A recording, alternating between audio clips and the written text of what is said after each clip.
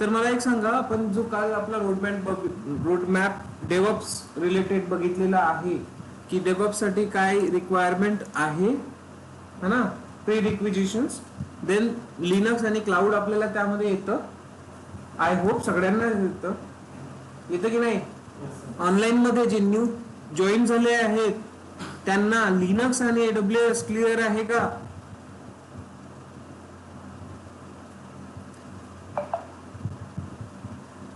संजीवनी, Ritu, Nikita, Leena, Krishna,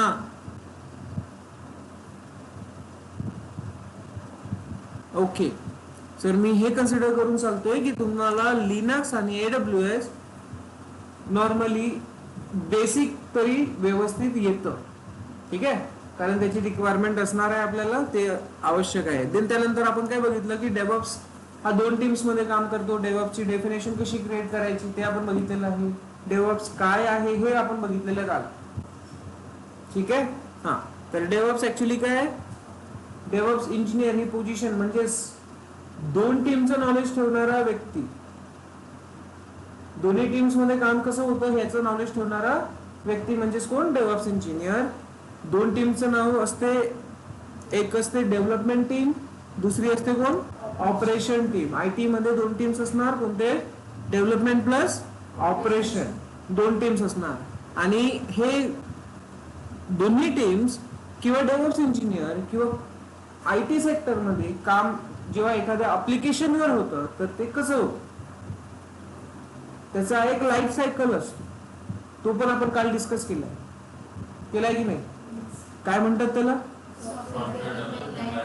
software development life cycle. आपल्या mobile मध्ये किंवा लॅपटॉप मध्ये ज्या पण आपण ऍप्लिकेशन यूज करतोय त्या सगळ्या ऍप्लिकेशन एका प्रोसेस थ्रू जनरेट होतात, क्रिएट होतात, इन्स्टॉल्ड होतात, राईट? त्यालाच म्हणतात सॉफ्टवेअर डेव्हलपमेंट लाईफ सायकल. ती पण आपण बघितली. त्यामध्ये काय काय अवेलेबल होतं तर त्याला पण आपण डिवाइड केलेलं आहे, त्या सगळ्या स्टेजेसला डिवाइड केलेलं आहे. तर पहिली स्टेज प्लॅन करणे, माइंड गेम, ठीक आहे. बसून आपण काय करतो, सिम्पली पेपर डॉक्युमेंटेशन वगैरे करून एक डायग्राम, मी नाही का काल असंच लिंक्डइन वर चेक केलं तर एक खूप छान डायग्राम मला सापडली होती. आय होप मी लॅपटॉप मध्ये डाउनलोड केली, कुठे केली आठवत नाहीये, बट ठीक आहे. तर प्लॅनिंग करणे, प्लॅनिंग केल्यानंतर काय करतो आपण? प्लॅनिंग केल्यानंतर काय करतो? रोडमॅप बनला आपला, कसा काय करायचं आहे, काय म्हणतात त्याला, लँग्वेज कोणती यूज करायची आहे, टूल्स कोणते यूज करायचे आहे, हे तर प्लॅनिंग झाली आहे. प्लॅनिंग झाली, प्लॅनिंग करूनच काम होतं का? नाही. नाहीतर आपण काय करतो नॉर्मल बेसिसवर, हा अरे चल टूरला जायचं आहे, ट्रिपला जाऊ, शेवटी प्लॅन कॅन्सल. होतो का असा सक्सेस? नाही. त्याला सक्सेस करावं लागतं.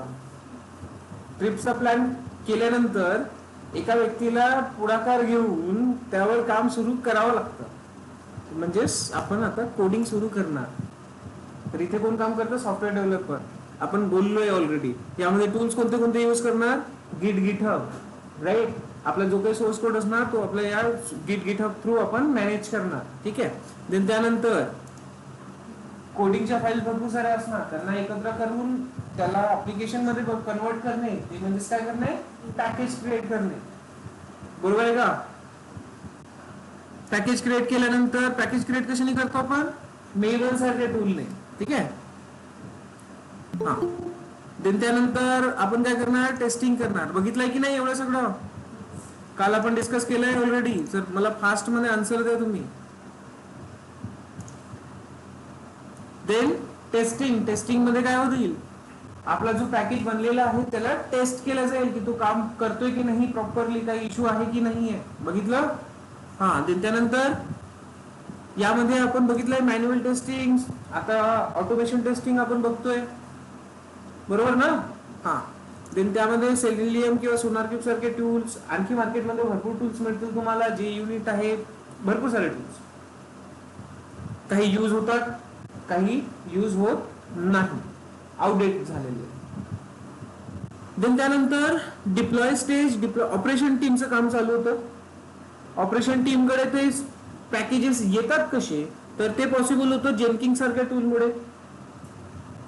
ठीक आहे, जेनकिंग्स काय करतो, continuous integration and continuous delivery और डिप्लॉयमेंट यावर काम करतो. इंटिग्रेशनचा पार्ट काय म्हणजे, इंटिग्रेशनचा पार्ट म्हणजेच काय, तर जे डेव्हलपमेंट टीम मध्ये टूल्स आपण यूज करतो यामध्ये ऑटोमेशन क्रिएट करणे, त्यांचं कम्युनिकेशन एका गिटहबचं कम्युनिकेशन मेवन सोबत व्हायला पाहिजे आणि ते पण विदिन अ सेकंड व्हायला पाहिजे. ते पॉसिबल होतं कशा थ्रू, जेनकिंग्स सारख्या टूलमुळे. आणि ह्या पूर्ण ऑटोमेशनला डेव्हलपमेंट साईडच्या काय म्हणतात, काय म्हटलं होतं आपण, continuous integration. Very good, yes. Then त्यानंतर इकडे जेनकिंग्स थ्रू हा पॅकेज आलाय. देन आपण कुठे, आपल्या AWS वर, EC2 इन्स्टन्स वर और डॉकर कुबरनेटिस वर त्याला डिप्लॉय करतो. बरोबर. नेक्स्ट काय, कॉन्फिगरेशन. एन्सिबल यूज करणार. कॉन्फिगरेशन झाल्यानंतर आपण ऍप्लिकेशनला मॉनिटर करणार, कारण येणारे इश्यूज सॉल्व्ह व्हायला पाहिजे. नाही झाले तर ऍप्लिकेशन चालणार का व्यवस्थित, नाही चालणार. हॉटस्टारच्या ऐवजी लोक नेटफ्लिक्स पाहायला जाणार, होणार की नाही.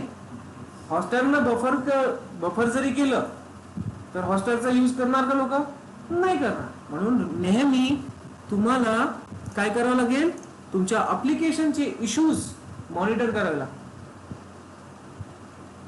एवढं सगळं काम असते आपल्या डेव्हऑप्स इंजिनियरकडे. एवढं सगळं नाही, फक्त ऑपरेशन टीम्स मधलं. बाकी तर फक्त याला नॉलेज असायला हवं. अंडरस्टूड. काल मी आणखी एक गोष्ट सांगायचं राहिलोय की क्लाउड मध्ये EC2 इन्स्टन्स आपण क्रिएट करतोय, है ना. क्लाउड मध्ये आपण EC2 इन्स्टन्स क्रिएट करतोय मॅन्युअली. करतो का, VPC मॅन्युअली जाणार आहे AWS वर, VPC मग सबनेट IGW हे क्रिएट करणार. पण ते सुद्धा तुम्ही ऑटोमेटेड वेने करू शकता. माहिती आहे का, क्लाउड फॉर्मेशन ही सर्व्हिस बघितली का AWS मध्ये. क्लाउड फॉर्मेशन नाही बघितली, ठीक आहे. तर जेव्हा पण आपण समोर स्टार्ट करू तेव्हा तुम्हाला क्लाउड फॉर्मेशनचा एक छोटा डेमो देईल, देन समोरचा टूल यूज करू, चालेल. तर काय होतं, जो एक टूल आपल्या डेव्हऑप्स मध्ये खूपच जास्त इम्पॉर्टंट आहे आजच्या कंडिशन मध्ये, तो म्हणजेच टेराफॉर्म. आणि कशासाठी आहे, कशासाठी आहे, तर जो EC2 इन्स्टन्स तुम्ही क्रिएट करताय AWS मध्ये, जो EC2 इन्स्टन्स तुम्ही क्रिएट करता ना AWS मध्ये, इथे AWS मध्ये येतात, त्यामध्ये तुम्ही काय करणार, एक इन्स्टन्स क्रिएट करणार, बरोबर का, करता की नाही. EC2 instance. तर हा जो EC2 इन्स्टन्स आहे किंवा VPC आहे, कंप्लीट नेटवर्क AWS मध्ये युजिंग एक सर्व्हिस, ती सर्व्हिस असते क्लाउड फॉर्मेशन. आपण करतो म्हणजेच ऑटोमेटेड. मॅन्युअली आपल्याला EC2 वर जायची गरज नाही, VPC वर जायची गरज नाही. सगळ्या गोष्टी एका कॉन्फिगरेशन फाईल मध्ये लिहायच्या की मला EC2 हा पाहिजे, त्याचा इन्स्टन्स टाईप, त्याचा की पेअर, त्याचे व्हॉल्यूम, जे काही आपल्याला रिक्वायरमेंट असेल त्याचे सगळे पार्ट्स आपण काय लिहिणार, एका कॉन्फिगरेशन फाईल मध्ये लिहिणार. आणि कॉन्फिगरेशन फाईलला जसं एक्झिक्यूट केलं, सगळं जे पण तुम्ही तिथे लिहिलेलं असणार आहे, VPC, subnet, route table, EC2 instance, volume, everything will gonna be create on AWS. Understood, ठीक आहे. And this is nothing but infrastructure as a code service. Infrastructure as a code service. Infrastructure as a code service in AWS. तर similarly Google जर तुम्ही use केलं, Google cloud, तर Google cloud मध्ये सुद्धा same टाईपची सर्व्हिस मिळणार. अजून अझुरे यूज करा. अझुरे यूज केलं तिथे सुद्धा तुम्हाला त्याची सर्व्हिस एक मिळेल. कुठलाही क्लाउड यूज करा, त्यामध्ये एक सर्व्हिस अवेलेबल असेल जे ऑटोमेटेड वेने तुम्हाला काय करणार, इन्फ्रास्ट्रक्चर क्रिएट करायसाठी हेल्प करणार. कळलं? बट हा डेडिकेटेड सर्व्हिस झाला त्या पर्टिक्युलर क्लाउड साठी. Cloud formation is dedicatedly working for the AWS. Deployment manager is working for the GCP. But what if we are working on multi-cloud environment? We have to use AWS as well as GCP or Azure. अशा time मध्ये काय करणार? अशा time मध्ये आपण 3 क्लाउडच्या 3 different services use करणार का? किती हेडेक होईल. तर ह्या सिच्युएशन मध्ये आपण यूज काय करतो, टेराफॉर्म. ओके, काय यूज करणार, टेराफॉर्म. आणि that's why Terraform is most popular tool and most usable tool for the developers engineer or cloud engineer to create infrastructure. And this one is nothing but what it happens.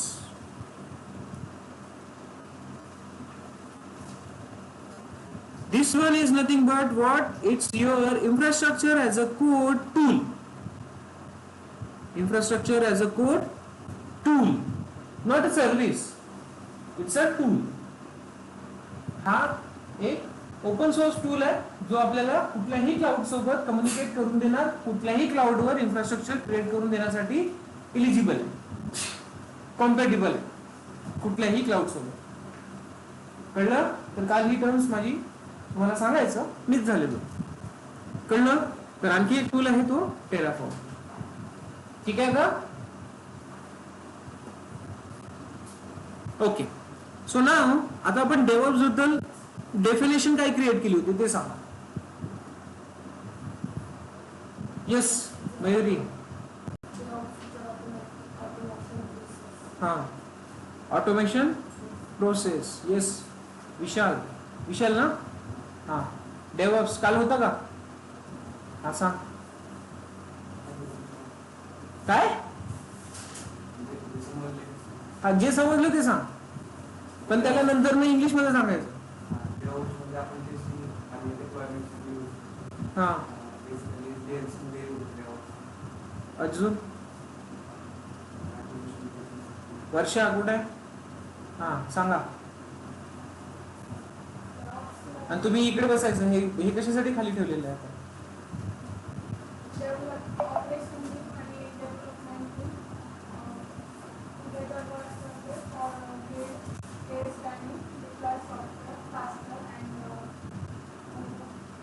Online मध्ये कोणी सांगू शकता का डेव्हऑप्सची definition?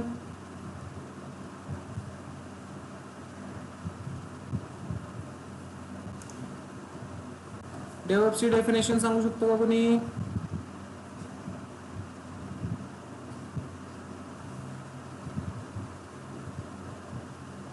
Yes Pallavi.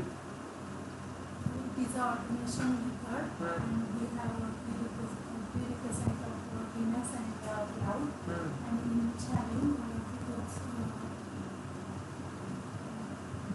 which having operations and meetings are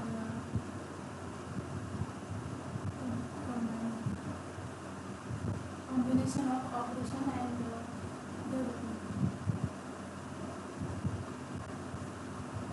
So it is a software. It is an automation process which they deliver the software software integration with deployment.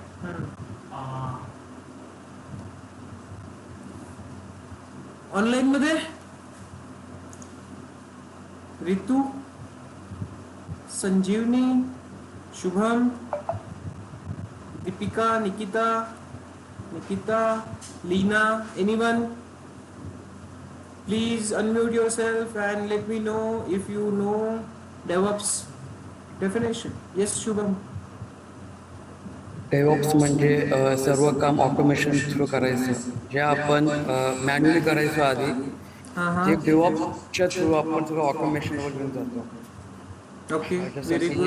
की जसं का आपण हे ACP वगैरे बनवतो किंवा काही करतो आपण काम, तर थ्रू स्क्रिप्टिंगच्या थ्रू सर्व काम होतं. Shell okay. स्क्रिप्टिंग म्हणा किंवा बरेच टूल्स आहे त्याच्या थ्रू आपण ऑटोमेशनचं काम करतो. त्याने आपलं काम लवकर पण होतं आणि Yes, so basically automation process. Okay, so basically DevOps is nothing but what a method, a methodology. It's nothing but what, a method or methodology or a culture. The word we are using in IT sector, it's a culture, but it's nothing but a methodology. It's a combination of multiple tools. Okay, and yes, we are using to implement automation each and every steps of software development life cycle, consisting a group of tools, automation tools. ठीक आहे, normally तर डेव्हऑप्स बद्दल तुम्हाला idea झाली आहे पूर्ण. तुम्ही एक ऑटोमेशन इंजिनियर पण पोझिशन भेटू शकते तुम्हाला. पोझिशन्स डेव्हऑप्स इंजिनियर, कन्सल्टंट, भरपूर साऱ्या पोझिशन्स अवेलेबल असणार ज्या तुमच्यासाठी इलिजिबल असेल तुम्ही. ठीक आहे, आणि इथे जे आहे टूल्स ते तुम्हाला यायला पाहिजे ॲज अ डेव्हऑप्स इंजिनियर.